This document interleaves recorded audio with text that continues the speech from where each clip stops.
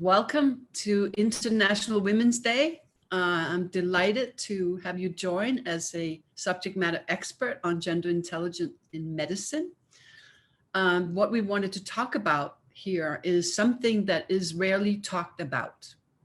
And that is that when we talk about gender intelligence in the workplace, we talk about it from the perspective of leadership, of decision-making, of problem solving, of aligning teams and so on. We don't talk about it around our bodies, right? We talk about brain differences quite a bit and how that is a competitive advantage and how men and women can win together. But the whole person doesn't come into the equation until we're hit somehow with some kind of health issue. And then we go, oh, what, wait, or a burnout or something like that, right? But it's something that disrupts it for us as women, because we're so loyal and committed and busy and have multitude of life roles, etc. So I really wanted to partner with you and really have a conversation that takes it into a larger context from the whole person. So if you could start sharing with me some of the nuggets that you have that really could contribute to women on this amazing day that we're at here called International Women's Day, that really could make a difference for women. So I'll throw it over to you and then we'll continue the dialogue from there. Right. Well, first, I'd like to say that I think we're starting to move in the right direction, albeit slowly in medicine, to start actually doing clinical trials to look at women so we can differentiate the best medicines, the best treatments, and the best diagnostics. We've been in this black hole of everything was done around men to be able to do the mouse studies and human studies using men. Now, there's a couple of reasons for that, I should say. It's because women have hormonal fluctuations. It's kind of hard to study that and knowing how that plays into it. And also women possibly becoming pregnant during a clinical trial. So I don't think it was an intentional, let's leave women out. But now we know with AI and different ways of looking at data, we can take the information and study men and women together. Because as a clinician, I've known for many years, looking at a lab value, and let's say it's from 4 until, let's say 4 to 30, that those were primarily done, those values were established on a 150-pound male college-age student. What does that have to do with a perimenopausal woman or a woman in her cycling days? So we've always known and been able to extrapolate as physicians. We don't know that women necessarily fit in those parameters. Some blood markers do, but many don't. So it's exciting to me that we are moving in the right direction. And I will say, though, just in general, it's still missed. Women's heart attacks are missed in ERs to this day. Now, the ER docs are aware that women present differently, but it's still kind of stuck in the old school. And if we think about the older doctors are stuck in their box, how they look at somebody when they come in. And then the new doctors learned out of their textbook, by the day they were published, they were already out of date. And these busy doctors don't have time to keep up with the new science and the new research. They just don't. They're exhausted, they're overworked, and we're missing a lot. And there's different areas that I'd love to talk about that we see that are very different in men and women. But missing things like heart attacks is something that's inexcusable at this point. It's absolutely crazy, right? And as you know, I run these deep dives on gender intelligence, at my place in Sedona, and I had a famous documentary filmmaker, Dr. Leslie Chilcott, and she learned about the heart differences, and she actually went back home. And her mother, about a year after, had some symptoms. And she said, "Mom, I think you're having a heart attack." And she said, no, the doctor's saying I have the flu, right? I should just go home and drink water and rest, right? And she said, "No, Mom, I think you're having a heart attack." And if she didn't know that she didn't know that, likely her mother would have died. So they went to emergency and she asked the doctors, "Do you know anything about gender difference between men and women?" And they went, "No, there are none." And she went, "I won't leave until you find me a doctor that knows about this." and they couldn't find anybody. So she went to another hospital where they found a doctor that did, and it saved her life. Right. Like, that is crazy, right? And how many people have advocates that like that? We as women, educated women, need to be a voice, but we also need to be self-aware. Just because you don't have an elephant sitting on your chest radiating down your left arm, your symptoms it feels like it could be gastric. You could just feel like you have an upset stomach, and to not be afraid to tell your physicians something is wrong. You need to keep looking at me and keep doing tests, and don't just test me or look at me as like a male, right? And we just have to be strong. And, the other thing that just really floors me now that I've gotten into the research around gender intelligence in medicine is the things like autoimmune disease, that over 70% of women have that. Do you want to share some of these statistics, including that one, that we really need to be aware of so that we can take care of ourselves better? Yeah. Sure. And, I will say that we know that women have much higher rates of insomnia. There's differences in that. Maybe I won't get into the particulars of why we think this is happening. Some things we do understand in medicine, some things we don't. But we also know that an exciting area of research is the microgenderome. So everybody's at this point heard of microbiome. That's, to do with your gut health, that affects your immune system, your brain. But the microgenderome is looking at the sexual dimorphism in that gut, in those relationships, those bidirectional relationships that are affected by your microbiome, by the sex hormones and the immune systems. And what does that mean? Why do we care? It has to do with, it's highly relevant to disease susceptibilities. Which diseases? Diabetes, cancer, the autoimmune that you're talking about, arthritis, which is possibly some of those are autoimmune, but some of the things that we tend to as humans suffer from the most. It affects our sleep. It affects every biological system in our body is affected by hormones. So I'm excited that now we're even saying, hey, listen, your microbiomes are different because you're male and female. It's not just the brain differences, which, Barbara, you've done a great job of educating from embryologically how those brains are different from day one and how that affects us in many ways. But now we're looking at even the microbiome of saying male and female, they're very different. Osteoporosis, again, 80% of the estimated 10 million Americans who have osteoporosis are female. Yeah. Female, right? And migraines, Alzheimer's, we're more susceptible to that. Urinary tract issues, MS, multiple sclerosis. So there are diseases that we know in medicine that, okay, women get this more often than men. And it's always been, well, we're not sure why. And as we're starting to do, looking more at pharmacogenetics, how drugs affect us, how we diagnose, we know we have to go there now.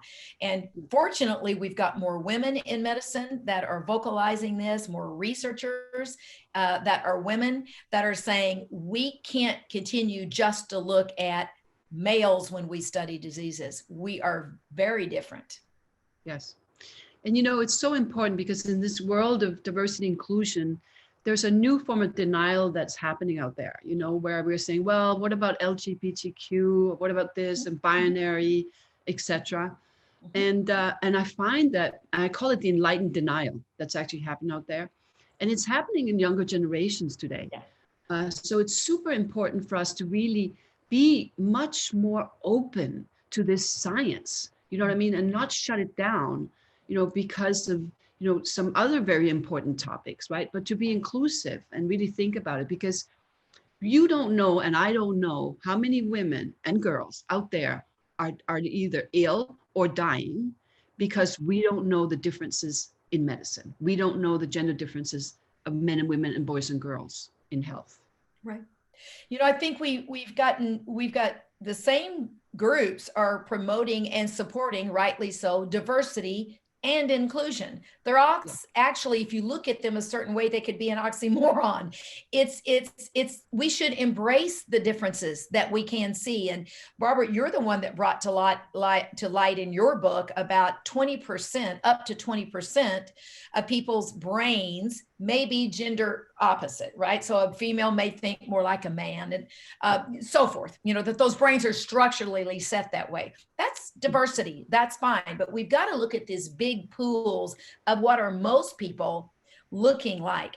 And I say, yes, inclusion for all, inclusion for all, but inclusion to me means including what can we see about us and certain differences, especially in the way our brain thinks, the way our mind is, even the way we listen to music, which I'll talk about in a minute. We're seeing there's differences that we can study. Why do men and women like or are attracted to different types of music? What beyond just this physical body of we're seeing differences there too. To me, it's all inclusive in, like you're saying, let's look at the data. Let's see what differences we can see that will help us, physicians like myself, treat appropriately.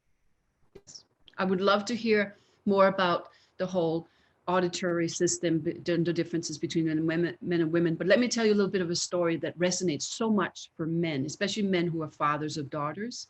Yes. So, I've seen the research, of course, having done this for 30 years, to see it all the time, where daughters will say to their fathers, "Why are you yelling at me?" Right? And he goes, "I'm not yelling at you." Right? "Yes, you are, Dad, you are." Right? And that's a gender difference in how boys and girls, men and women listen. So would you take that and then also take it into the music, the gender difference in how we hear music? Yes. I think that I started knowing it and seeing it when my mother was, she's an international Montessori teacher. She had a Montessori school and she could take them very young, 1.5, and we noticed, and most personalities, so to speak, are somewhat set around 3 years old. So we would get them before that 3-year-old hard lock in with certain things. Right. But we noticed very early the way they learned, what they gravitated toward, which pieces of Montessori teaching pieces work better in boys than girls. And again, in Montessori, they get to choose. This wasn't someone thinking, let's give the boys the math and the girls the language. No, they're allowed to choose. So I saw the differences then.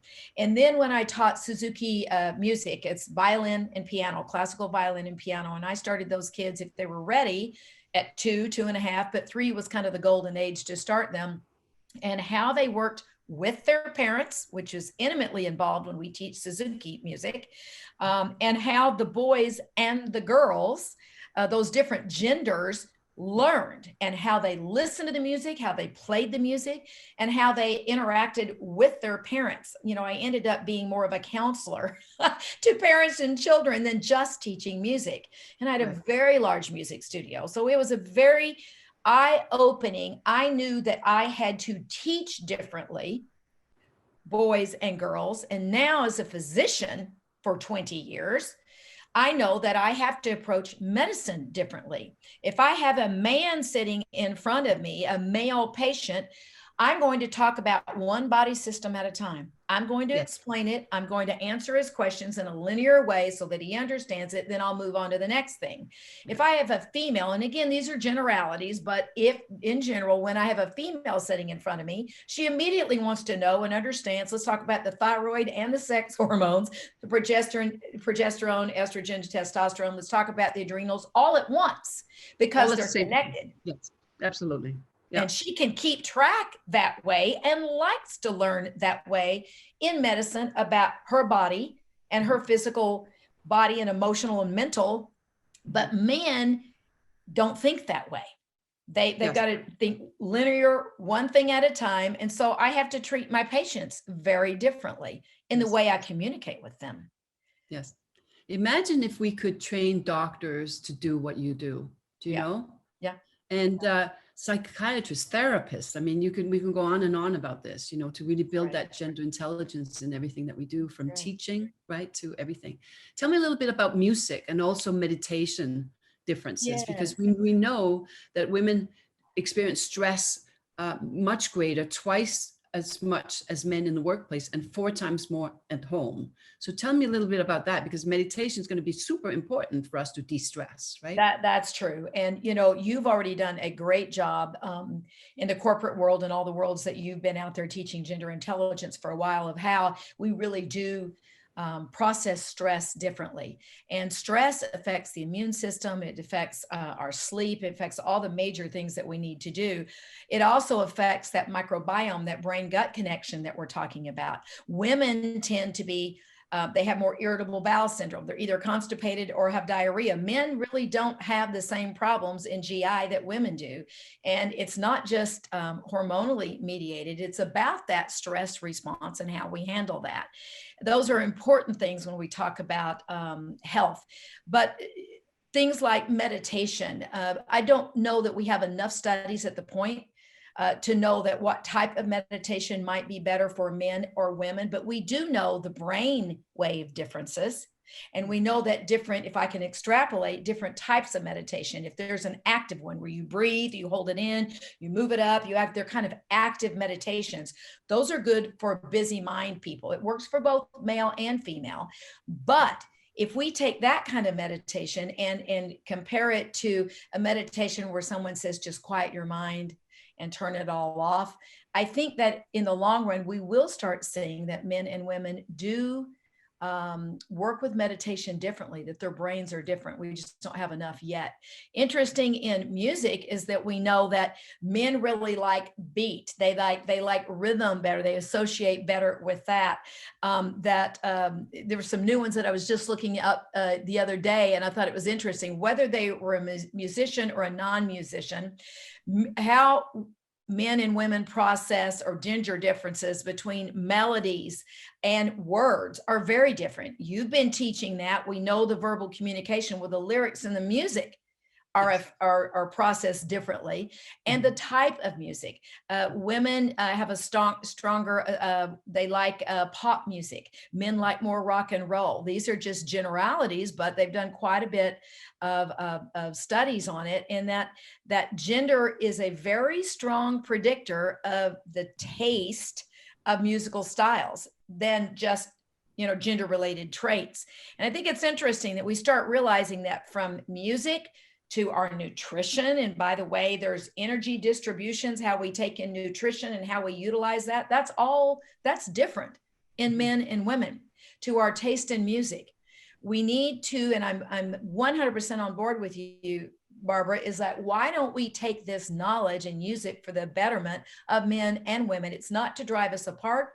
It's to bring us together into wholeness and into health. Yes. And I'm excited about this education that needs to happen. It is inclusive and it is diversity at its best. Yes. Diversity in gender, yes, but diversity in all the other things that we're advocates for. Yes. And I've been saying for years, it's not like we have two heads, where we go to work and we have one head and at home we have another one. We have one.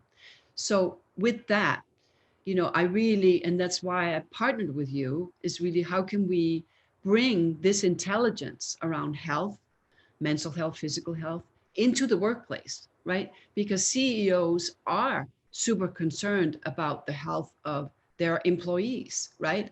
Now, they've started more around the mental health and the stress, but it's all interconnected, right? And even more so for women, right? So really, how can we develop a program where that can actually be the solution for it? That can you imagine if you could join the workplace and actually get better, get healthier?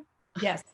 And that's the way it should be. Right? We're supposed to be happy and healthy. We need to be living our dream, which is what's your passion and purpose. And hopefully your job is part of that you right. actually enjoy your job. You will right. be more productive. You will be better. And I think about you talking about being the first woman in the male dominated world in sales of Sony, was it right? Is that of Sony?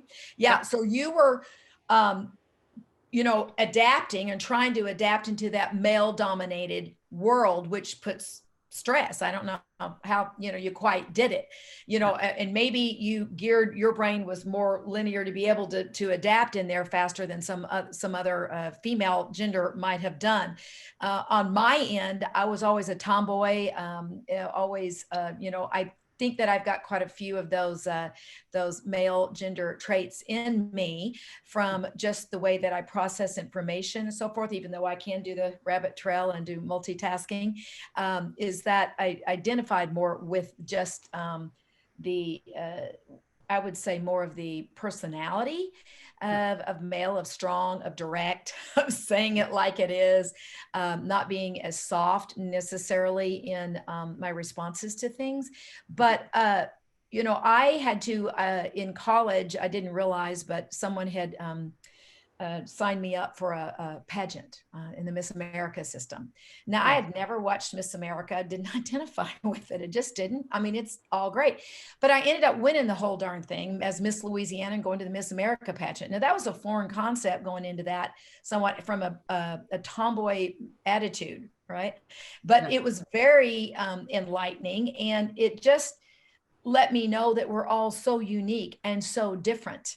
And I did the pageants because I could get scholarship money. It was a great system in the day. It was based on interview and this and that. And I said, okay, I'll win the talent portion. That's what I'm after.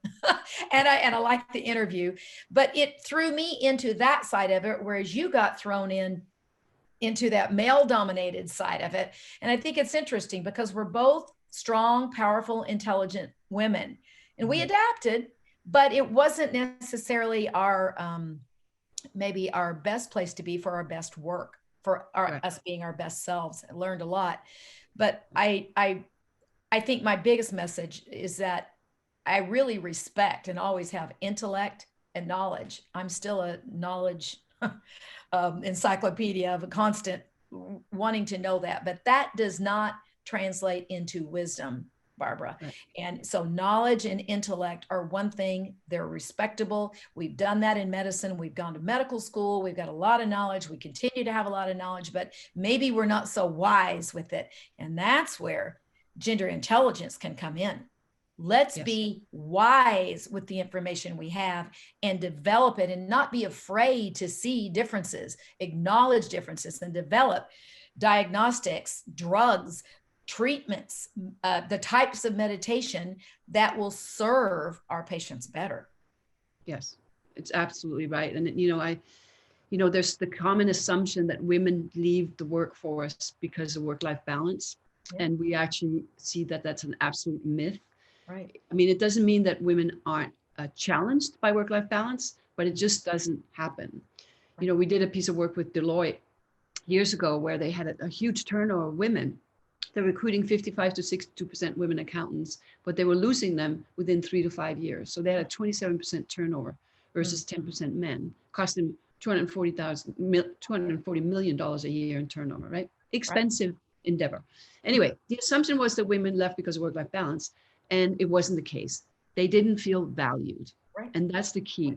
So how can you feel valued? So back in my days at Sony, I didn't feel valued. I felt valued for the results that I accomplished, but I didn't feel valued for who I was, my own authentic self, because I had to force myself into being a man, right? Right. And, I left years later and I thought, you know what, maybe I do have these male tendencies, but I actually had my brain scanned and I had a total female brain. But you adapt, you know what I mean? You adapt to it, right? So I really think that you and I, with our expertise, complementary expertise, can bring the concept of work-life balance to work-life harmony. How can we create work-life harmony in the workplace where we actually really bring our whole self to work, and we also are able to understand the gender intelligence, how we can take care of our bodies and our minds. Right. That's really the key.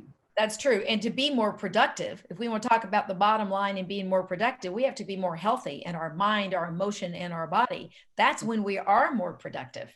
So it's exciting to say we need to address it all. And I'm so glad that corporate is coming to you and saying, Barbara, we recognize this, we need this. Now, what do we do? So bringing the science, what science we do have right now, into a workplace program to really help everyone become healthier on all those levels that we're talking about will help the bottom line. Yes. Fantastic, Donese. Thank you so much for this interview. Is there anything that we haven't touched on that you wish we should touch on for our audience? You know, I think that outside of diversity, outside of some of the things that we realize are a little bit different in our gender, is that what do we all have in common? And is that we want to feel love and that we want to have moments of peace. And that peace does come from taking that moment in the morning, be it all 5 minutes, and at night before we go to bed, to check in with ourselves, to say, Yes. am I happy? Am I healthy? What can I be doing that would allow me to be able to have my passion and purpose come forward? Maybe it's at work, maybe it's at work-life balance, maybe it's with your family, but most importantly within yourself. And I think I don't want us to get too away from that. It really comes down to how do we love ourselves? How do we appreciate ourselves? And that's the message, be it whatever gender tendencies or sexual preferences, it doesn't matter. We really need to learn to love ourselves. Thank you so much for this.